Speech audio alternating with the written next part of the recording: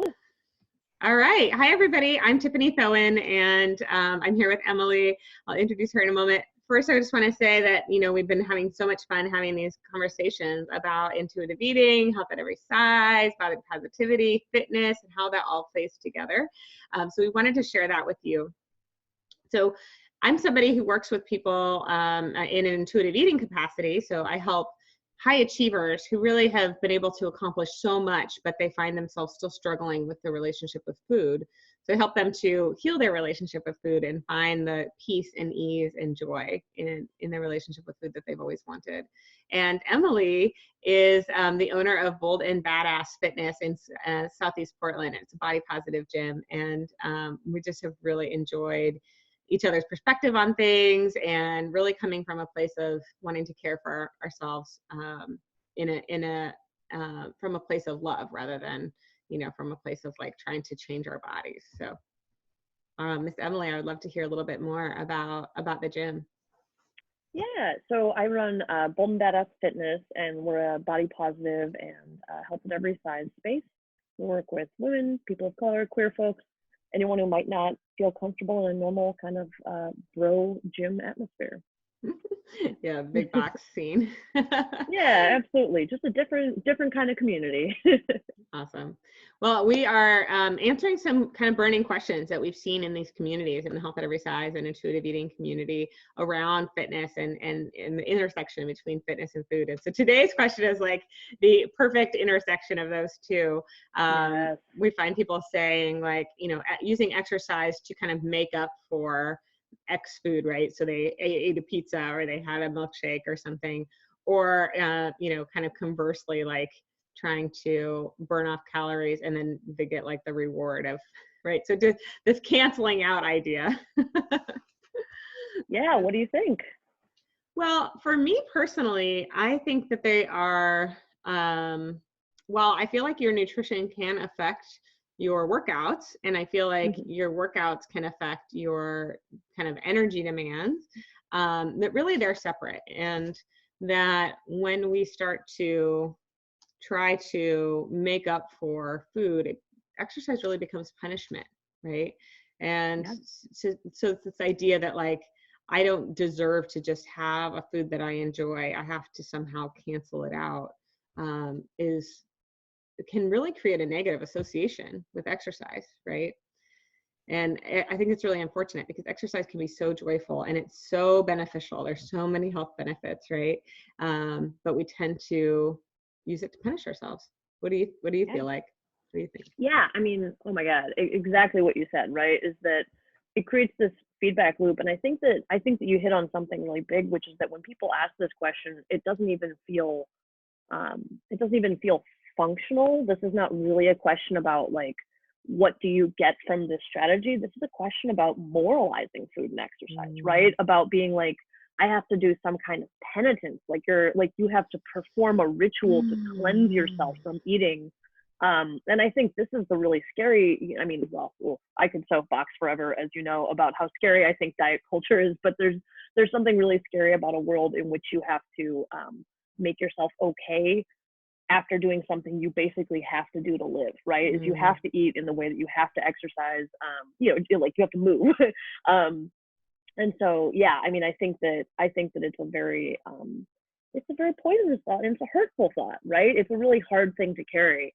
The other side of it, and this is coming from a perspective, one of the things that changed all this for me when I was eating disordered was in realizing that I could try to make my body bigger instead of smaller, on purpose, a radical thought. And I know there are parts of the Haze community that, that argue that you shouldn't try to change your body in any way. But I got really into strength training for a while. And I think the mind shift on this for me was being like, when I eat more, I can work out harder if that's what I want to do, or I can do the things I want to do in terms of like sports if I eat more.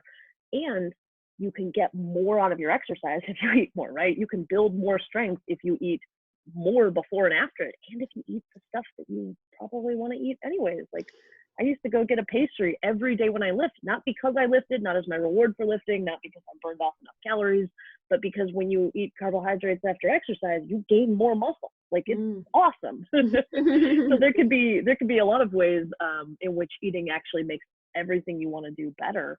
And when we take the morality out of it, it's just food, right? Yeah, yeah. On the last video, we did talk about this idea of that that we could actually have the energy to exercise if we eat enough food. Like it's really bizarre, like how when people start eating more, all of a sudden they have the energy to exercise, right? So Weird. yeah, totally weird. I love that you also bring the morality piece into it, because that's a big piece of intuitive eating, is really demoralizing, or not demoralizing, but taking morality out of food. Making it morally neutral. Yeah. Yes, yeah. So food becomes emotionally neutral, and it's so important, because the problem with having morality attached to food and exercise, and having all of these shoulds around it, is it's a big barrier to body attunement. So if you're like, oh, I want a blueberry milkshake, but I should eat something that's less calories, like instead I'm going to have some low fat cottage cheese or something, right? Like there's things in that milkshake that you're craving for a reason, like, and it could be like just because that would be really satisfying. It could be because you want the antioxidants, and you also are needing more fat in the moment. I'm thinking of a blueberry milkshake right now because it's like spring in Portland and I haven't had lunch, right? My body's like, yeah. What can you think of that's got like, some calories? Like you need some calories right now. So, there's benefits to that, right? And to being able to be like, this is what my body really wants in this moment. And there's also benefits to knowing, to exercising just because it feels good to your body. And so when exercise and food become transactional like that, it takes the body attunement piece out of the equation and blocks it. Yeah, absolutely. Something we've talked about a lot is just this idea that our intuition is broken sometimes by modern life, that we can't feel how much or what we want to eat. We can't feel how much or what we want to do for exercise easily, because there are so many inputs that don't have anything to do with what our bodies actually need, right? There's so much outside world stuff. And I think this is just one more way we can come back into touch with how our bodies actually want to move. And I think this is something that a lot of people have to experiment on to really see, right? As I've met so many people have come to me that are recovering from living in a world of intense and chronic dieting, that really have never even tried this idea of like, what is it, like you were saying in our last videos, like, what does it feel like to work out when you're eating enough? Well, it actually feels good now, right? Is a lot of people have to make that change and be like, oh, if I let go of this like tit for tat thing, what do I get? Well, I feel amazing and I want to exercise all the time, right? So it's like you would even get maybe more of what you want by doing this than by not. So yeah, there's some actual like practical like benefits to it, right? Like there's some real gifts in it. And it's interesting how, like, why do we feel, I think going back to that punishing piece, like why do we feel that we have to I think it's the calories in, calories out messaging that we hear so often, that we have to kind of like balance it out, that there's a balance sheet. But really, that doesn't account for a million factors. It doesn't account for like, for people who have them, it doesn't account for like your cycle, right? Like there's 2 weeks out of the month typically that you actually have an increase desire for carbohydrates, because your body tells you to have an increased desire for carbohydrates because it's doing some important work with those carbs, right? And so like it doesn't account for if you're fighting something off. It doesn't account for like how hard you were studying for your exam last night, right? So all of these things, and our bodies are fluid, right? So even if you had the perfect formula one day, it's going to be different the next day. Yeah, absolutely. Yeah. It's so interesting.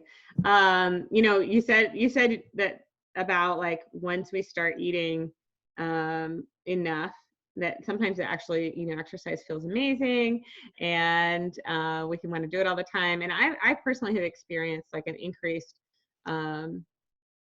desire to move my body once I let go of the shoulds around food and exercise, and once I really started eating as much as my body wanted and needed. And it was really beautiful.